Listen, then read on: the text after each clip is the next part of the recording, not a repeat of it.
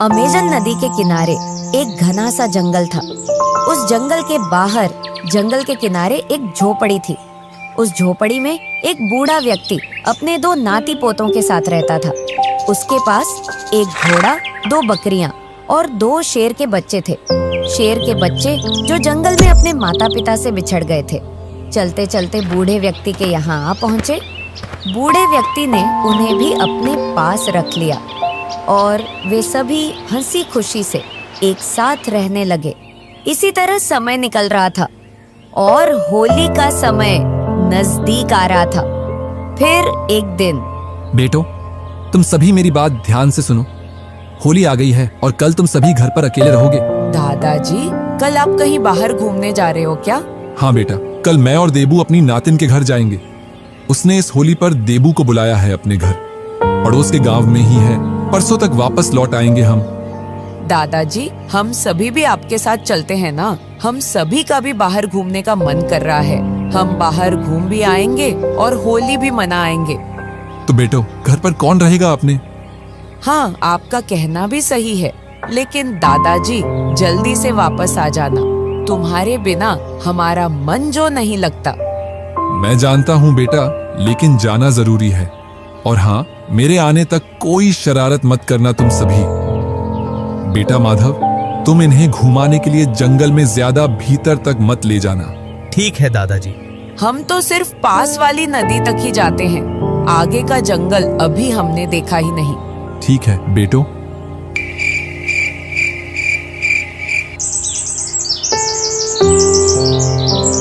दूसरे दिन बूढ़े दादा कंधे पर थैला और साथ में देबू को लेकर पड़ोस के गांव की ओर निकल पड़ते हैं। यह तो बहुत खतरनाक जंगल है बेटा। देबू, तुम किसी भी जानवर को देखकर डरना मत। जंगल में बहुत सारे जानवर मिलेंगे जो हमें अपना शिकार बनाने की कोशिश करेंगे। हाँ दादू, हमें थोड़ा तेजी से चलना होगा इस जंगल में, ताकि कोई जंगली जानवर हमें नहीं मिले, नहीं तो वह हमें खा जाएंगे। ओए ओए बूढ़े दादा और लड़का, रुको रुको। हे भगवान, यह कहाँ से टपक आया? अगर रुकेंगे नहीं तो यह हम पर वार कर देगा। कहाँ जा रहे हो दोनों? चुपके चुपके से यहाँ फिर मेरा नाश्ता बनने के लिए आए हो? हम अपनी बेटी से मिलने जा रहे हैं। आज होली है ना? ये होली क्या है मुझे नहीं पता। मुझे तो सिर्फ तुम्हें अपना नाश्ता बनाना है। ठीक है ठीक है, तुम हमें अपना भोजन बना लेना। पहले मेरी एक बात का जवाब दो। बोलो, जल्दी बोलो, मुझ में सब्र करने की क्षमता नहीं है। अरे भाई, तो मुझे जल्दी से बताओ, इस जंगल का राजा कौन है? जंगल का राजा किसको नहीं पता कि शेर सिंह है। अब जल्दी से यह भी बता दो, हमें खाने का पहला हक किसका है? राजा का या तुम्हारा? क्या तुम्हें यह भी नहीं पता? याद तो तुमने सही दिलाया। तुम्हें खाने का पहला हक तो शेर सिंह का ही बनता है। देखो, अब तुम निराश मत हो। मैं शेर सिंह से पूछ लूंगा। अगर वह हमें खाने से मना कर देगा तो तुम हमें अपने परिवार का नाश्ता बना लेना। हम खुद ही चलकर तुम्हारे पास आ जाएंगे। हाँ ठीक है। बाल बाल बच गए आज तो दादाजी, नहीं तो मारे जाते। इस तरह लकड़बग्घे को अपनी बातों में फंसाकर वो किसी तरह वहाँ से बच निकले।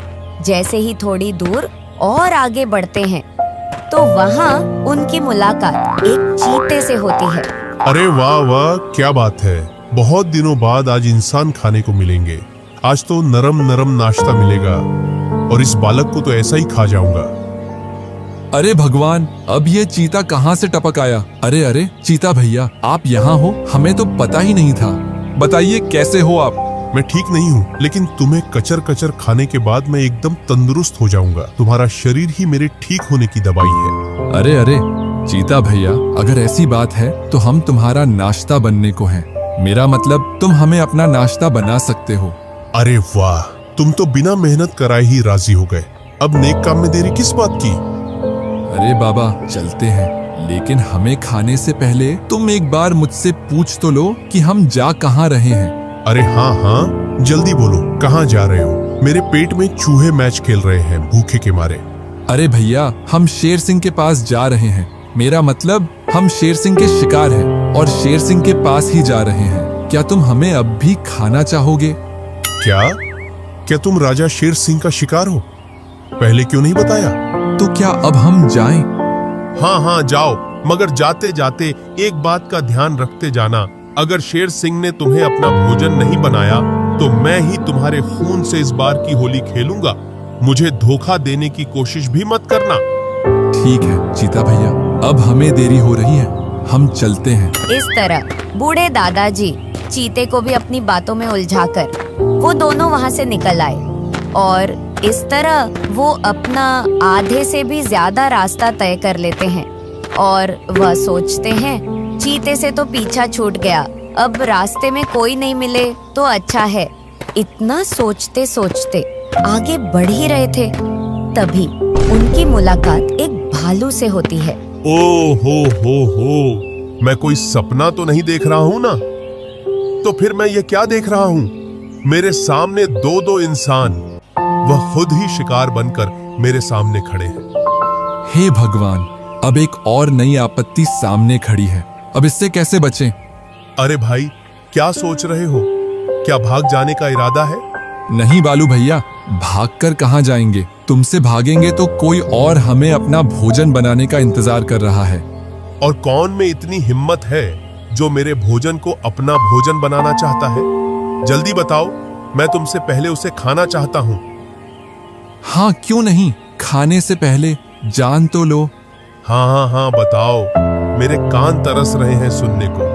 हाँ, हम इस जंगल के राजा शेर सिंह के शिकार हैं और उसी का भोजन बनने के लिए जा रहे हैं। पहले क्यों नहीं बताया यह सब कि राजा शेर सिंह के मेहमान हो तुम? अब तुम जल्दी से निकलो यहाँ से। कहीं ऐसा ना हो कि शेर सिंह तुम्हारी खोज करता करता यहीं तक आ जाए और तुम्हारे साथ साथ मुझे भी अपना भोजन बना ले। तुम जाओ यहाँ से, मुझे अभी राजा का शिकार नहीं बनना। मैं कहीं और अपनी दाल में घी डालूंगा। ठीक है, अब हम चलते हैं। इस तरह भालू को भी चूना लगाकर वहां से निकल आए और सोचने लगे, हे भगवान, अब और कोई मुसीबत ना मिले आगे रास्ते में। इतना सोचते सोचते आगे बढ़ ही रहे थे कि जिसका डर था वही सामने से आ रहा था।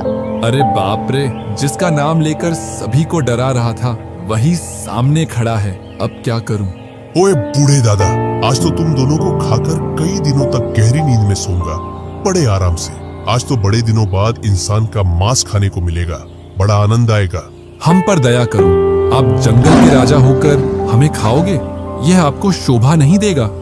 सुनो, मैं इस जंगल में रहने वालों का राजा हूँ, इंसानों का नहीं। इंसानों को खाने में मुझे बहुत ही आनंद आता है। ठीक है फिर, अब तुम मुझे खा लो, लेकिन खाने से पहले मेरी आखिरी इच्छा पूरी नहीं करोगे क्या?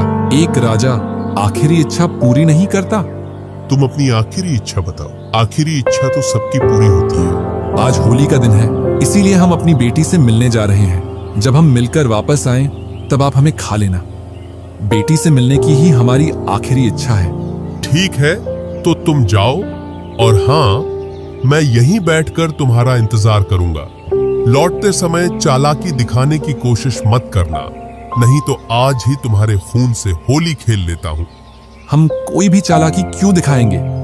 ठीक है, तुम जाओ, वापस आना मगर। इस तरह वह शेर को भी अपनी बातों में फंसाकर उसे वहीं इंतजार करने के लिए छोड़ आते हैं। थोड़े ही समय बाद वह उसके घर पहुंच जाते हैं। आओ भैया, आओ अंदर चलते हैं। वो बहुत समय बाद मिले थे तो आपस में एक दूसरे से बातचीत करने लगे, सभी का हाल पूछने लगे। शाम ढल रही थी, बातों ही बातों में कब रात हो गई पता ही नहीं चला।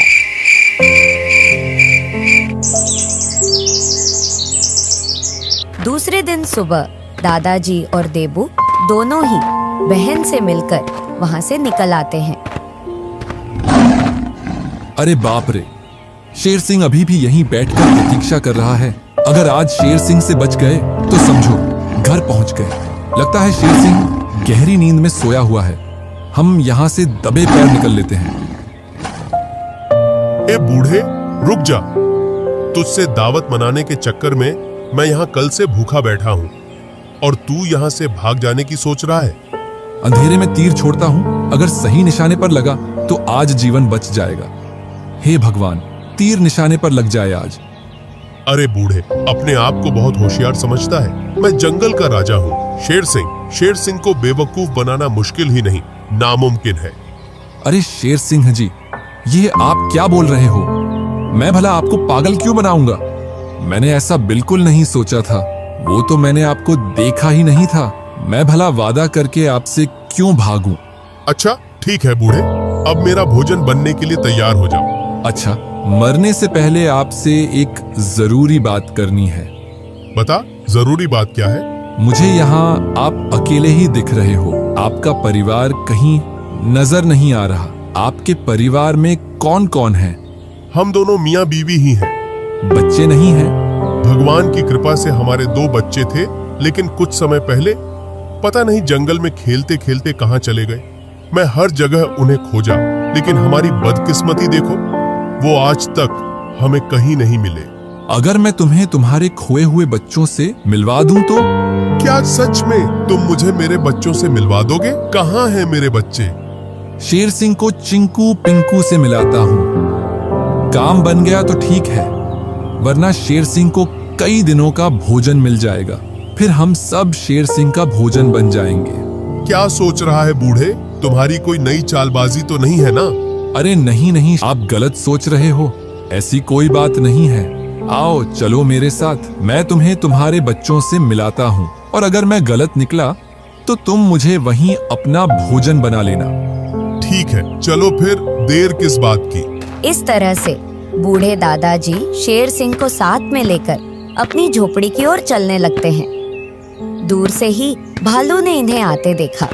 लगता है दादा सही बोल रहा था, तो शेर सिंह का शिकार है दादा। दादा और बच्चे को भूल जाना ही अपनी सेहत के लिए लाभदायक है। यहाँ से निकल लेते हैं गुरु। बूढ़े दादा को शेर सिंह के साथ देखते ही भालू वहाँ से खिसक लेता है।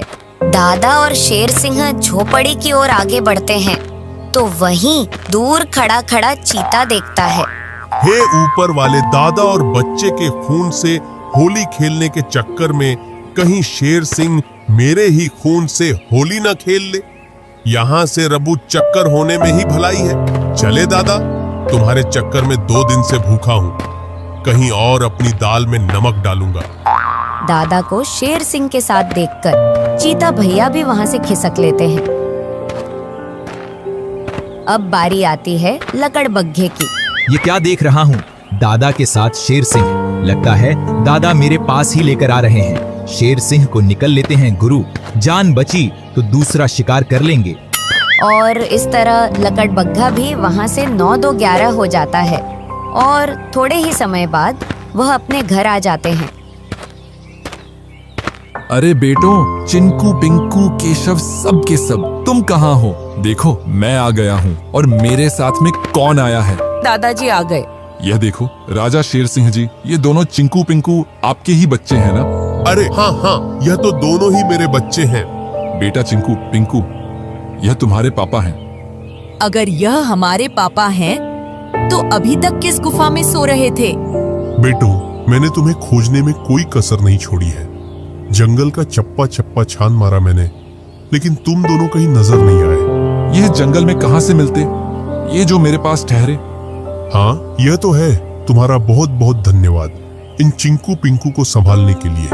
अरे नहीं नहीं शेर सिंह, मेहरबानी की क्या बात है। यह तो चलते चलते जंगल से यहाँ तक आ गए और इन्हें अच्छा लगा तो यहाँ मेरे पास ठहर गए। हाँ, यह तो सही है। अब क्या मैं इन दोनों को अपने साथ ले जा सकता हूँ? हाँ हाँ, क्यों नहीं, आपकी ही तो अमानत है। अगर चिंकू पिंकू चाहे तो आप इन्हें अपने साथ ले जा सकते हो।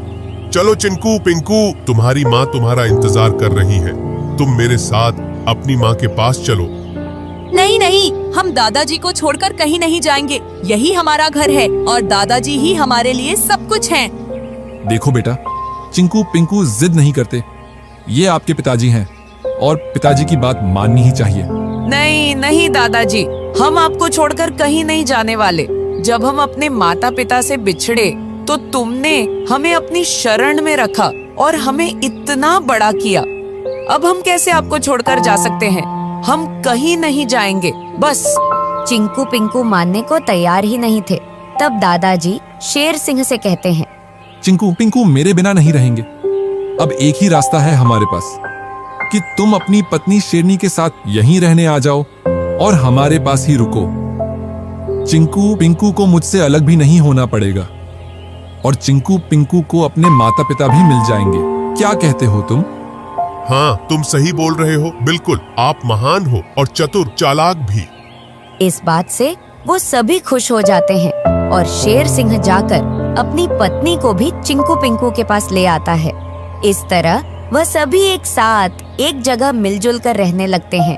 बूढ़े दादाजी की चालाकी से वो सभी जंगली जानवरों के शिकार होने से बच भी जाते हैं और शेर सिंह को अपने खोए हुए बच्चों से भी मिलवा देता है।